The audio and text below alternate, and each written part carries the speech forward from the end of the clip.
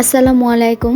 রেসিপির ভ্রমণ চ্যানেলে আপনাদের স্বাগতম। আজকে আমি আপনাদের জন্য নিয়ে এসেছি গ্রাম্য স্টাইলে কিভাবে ডিম লাউ রান্না করে। আপনারা এভাবে রান্না করে খেয়ে দেখতে পারবেন ডিম লাউ কত মজার এবং টেস্টি হয়। আমার রান্না যদি ভালো লাগে অবশ্যই চ্যানেল সাবস্ক্রাইব করুন এবং পাশে থাকা বেল আইকনটি টিপে দিন। পারলে লাইক কমেন্ট শেয়ার করে দিন। আমি লাউগুলোকে স্লাইস করে কেটে নিয়ে ধুয়ে রেখেছি। আর ডিমটাকে আগে ভেজে নিব, যেহেতু আমি ভাজা ডিম দিয়ে লাউটা রান্না করব। ডিম ভাজা কম বেশি আপনারা সবাই জানেন, তারপরেও আমি বলে দিচ্ছি। পেঁয়াজ কুচি করে নিয়ে আমি এখানে অল্প কিছু লবণ এবং অল্প কিছু মরিচ এবং হলুদের গুঁড়ো দিয়ে ডিমটাকে গুলিয়ে নিয়েছি। এবার ডিমটাকে ভেজে নিয়েছি। ডিমটাকে ভেজে নিয়ে আমি ছোট ছোট করে টুকরো করে কেটে নিয়েছি।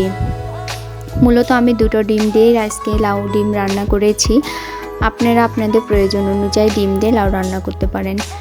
দেখুন, আমি এখন একটি কড়াই নিয়েছি। কড়াইয়ে যে কড়াইয়ে ডিম ভেজে রেখেছিলাম সেই কড়াইটাতে কিছু তেল দিয়েছি। তেল দিয়ে পেঁয়াজ কুচি দিয়ে দিয়েছি। পেঁয়াজ কুচি দিয়ে এখানে কিছু লবণ দিয়েছি।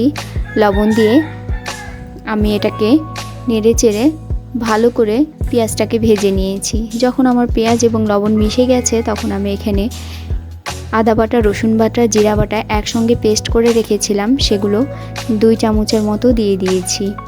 আমি এখানে শুকনো মরিচের গুঁড়ো 1.5 চামচের মতো দিয়ে দিলাম। শুকনো মরিচের গুঁড়ো দেওয়ার পরে আমি এখানে হলুদের গুঁড়ো অ্যাড করছি। দেখুন, আমি এখানে 1.5 চামচের মতো হলুদের গুঁড়ো অ্যাড করে দিয়েছি। দিয়ে আমি এখন মশলাগুলো পেঁয়াজের সঙ্গে ভালো করে নেড়ে চেড়ে নিব।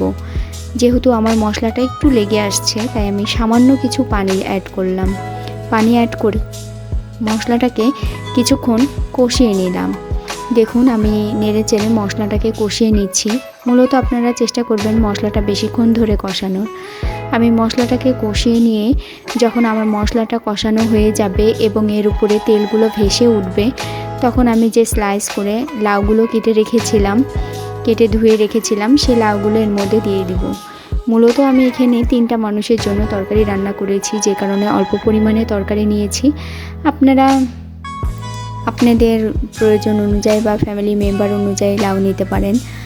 দেখুন, আমি এখানে লাউগুলো দিয়ে দিচ্ছি। লাউগুলো দিয়ে আমি নেড়ে চেড়ে ঢাকনা দিয়ে ঢেকে দিব। লাউয়ে মূলত অনেক পানি বের হয়, এখানে তেমন পানি অ্যাড করার প্রয়োজন পড়ে না। হ্যাঁ, পানি অ্যাড করবেন যখন লাউটা সেদ্ধ হয়ে আসবে, আপনার তরকারির ঝোল দেওয়ার প্রয়োজন পড়বে, ঠিক সেই সময়ে আপনি পানি অ্যাড করবেন। আগে লাউটাকে আমি এখানে বেশিক্ষণ ধরে কষিয়ে সেদ্ধ করে নিয়েছি। দেখুন, আমার মশলার সঙ্গে লাউটা নেড়ে চেড়ে ভালো করে মাখিয়ে নিচ্ছি। মাখিয়ে নেওয়া হয়ে গেলে আমি ঢাকনা দিয়ে ঢেকে দেব যতক্ষণ না পর্যন্ত আমার লাউটা কষানো হয়। আমি ঢাকনা দিয়ে ঢেকে অপেক্ষা করব। দেখবেন লাউয়ের ভেতর থেকে অনেকটা পানি বেরিয়ে এসেছে।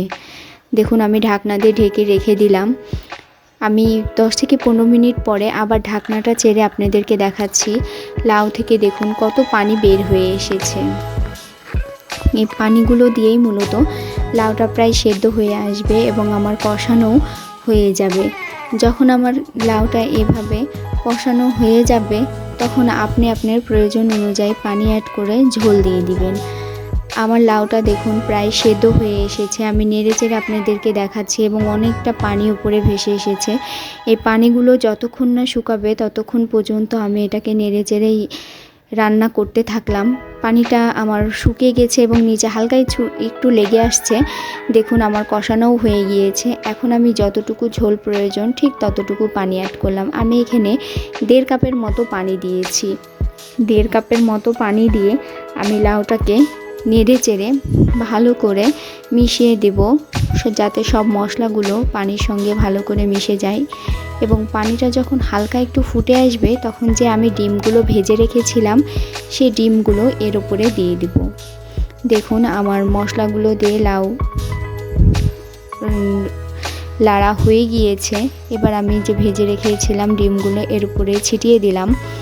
পানিটা আমার বলক চলে এসেছে, যে কারণে আমি ডিমগুলো দিয়ে দিচ্ছি। দিয়ে আমি ঢাকনা দিয়ে ঢেকে রান্না করব আরও কিছুক্ষণ, যতক্ষণ না পর্যন্ত পুরোপুরি বলক চলে আসে এবং ডিমগুলোর লাউয়ের পানির সঙ্গে ভালো করে মিশে যায়। যখন দেখব আমার পানিটা কমে এসেছে এবং আমার ঝোল আমার প্রয়োজন অনুযায়ী পর্যাপ্ত হয়ে গিয়েছে, ঠিক এ সময়ে আমি ঢাকনাটা চেড়ে এর উপরে জিরা এবং ধনিয়ার ভেজে রেখেছিলাম সেই গুঁড়োগুলো এর উপরে আমি মিশিয়ে দেব। যখন জিরা এবং ধনিয়া গুঁড়োগুলো এর সঙ্গে মিশিয়ে দিব, ঠিক সে পর্যায়ে দেখবেন যে পানিটাও কমে এসেছে এবং লাউগুলো সুন্দরভাবে সেদ্ধ হয়ে গিয়েছে, তেল উপরে ভেসে এসেছে। এবার আমি এটাকে নামিয়ে একটি বাটিতে ঢেলে আপনাদের সামনে পরিবেশন করব। আমার রান্না যদি ভালো লাগে অবশ্যই এভাবে ট্রাই করার চেষ্টা করবেন। Thank you for watching my channel.